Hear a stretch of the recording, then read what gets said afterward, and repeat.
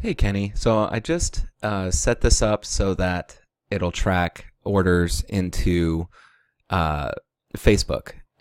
So on the confirmation page, I added a tracking event to track that purchase. Now I did realize we don't actually have the Facebook Pixel installed. So for sake of testing, I linked it up to mine. But I'll show you right after this video where to link yours up. All right, so you can see this is the screen that, obviously the confirmation page after you made a purchase. I purchased the, I think one-on-one or something like that for $4.97. And then if I look at Facebook Pixel, we'll see that we have a page view, which is across the whole site, and then we have a purchase. Content type product, value $4.97, content name, MME one-on-one strategy call. So content name is basically your product. So I just merge in the product name and then your currency. So that's tracking a purchase anytime you land on this page, and it is dynamic. So this field, content name and value, will change based off of what's actually purchased on this page. And then that'll go back to Facebook. So if we're looking at Facebook here, this currently is my pixel that I'm not really doing anything with, but this is just for sake of testing. So you can see we have a purchase right here, just one. If I scroll down right there, we have the one purchase, one event. But if I go to activity and then purchase, you'll see March 18th at 12:19 p.m. There's a purchase on a desktop. Here's all the info where you see currency, value, content type is product, content name is MME one-on-one strategy call.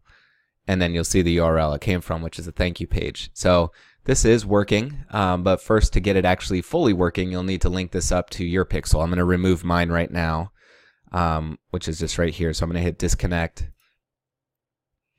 and you'll need to connect yours. So there's two ways to connect this.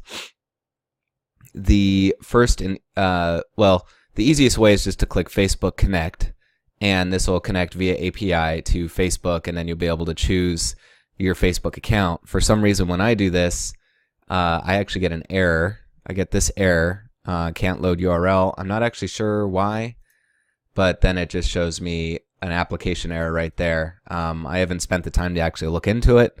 But so if you experience that same thing and that error happens, then all you have to do is just enter your Pixel ID here, and you won't have as robust of integration with Facebook, but you might not even really use that. What Facebook Connect gives you is the ability to create conversions and events, as well as custom audiences within Pixel Caffeine on your WordPress site. That's all it does, which, is super beneficial. I like that capability, but you might not need that. Otherwise, you just paste in your Pixel ID here, which you just get from, you're in your Facebook Business Manager, Facebook Ads, and then just go to Events Manager and then Pixels. And then from here, you're just going to copy your Pixel ID right here. Right, hit copy, and then you'll paste it right in. Make sure there's nothing added to the end of it. Make sure it's perfect. Your pixel position is going to be the head. Make sure enable is turned on, and then just hit save. And now that'll be set up. All right, so I'm actually going to disconnect this again. And then I'm going to turn tracking off. That way it's not, that way it's not doing anything. Oops, what just happened? There we go. Okay, save. All right, so you'll have to link that up so it actually works, but I just did that to test it all out, and what the functionality that we added in is working. All right, a part of this process, we are also going to add my Member Mouse plugin that will add a few more features to the install, which is the main one is you'll be able to track purchases within Google Analytics as well. Google Analytics enhanced e-commerce. And so what that's going to do is track sales in your analytics account, so you can track traffic to sales and all that stuff and create goals and whatever you want to do in there. But now instead of just having visits and time on site and specific statistics about your site, you're also going to have purchases. And that's powerful in many different ways. You'll be able to see what devices you get the most sales on to dedicate resources to improving. Like you might see you make more money on mobile devices and desktops, so then we know we need to do more mobile stuff. You'll be able to see just tons of stuff with having that in there. So that is integrated. So you'll be able to start seeing sales in your Google Analytics account. All right, so I just wanted to show you where that plugin is. It is still a work in progress, but it'll still add the functionality that you're looking for. So it's under Member Mouse Lite Plus. And so in here, we have only a few of this functionality available so far. So we have Google Enhanced E-commerce, which is already on and set up, so you can see in this tab. And then we have logout options and an easy SSL. You might want to look at logout. I'm not going to set anything. I'll just explain what it is. So logout is basically our solution for fixing where people go when they log out of your membership site. So Member Mouse built in takes you to their logout page, which I've always disliked, and I've always just forwarded that to the home page to fix that issue. So we built this into the plugin to give you options. So when a member logs out, you can redirect them to your home page, which is what I usually do, or you can actually redirect them to a custom page based on membership level. So you can see we bring in all your membership levels, customers, and then My Money EDU, and we can choose any page on the site to send them to when they log out, which is functionality never available in Member Mouse until now. Or you could just use a built-in Member Mouse functionality, which is the same as having it turned off. I'm going to turn that off for now because you won't need it. And then Easy SSL is our solution to checking, or basically turning on SSL support, which you already have. You know, you're always HTTPS. It's not quite finished yet because you can tell the validation is the only thing we're working on. You obviously have an SSL cert, but it's saying it's not active. So that's the only thing we're working on still here.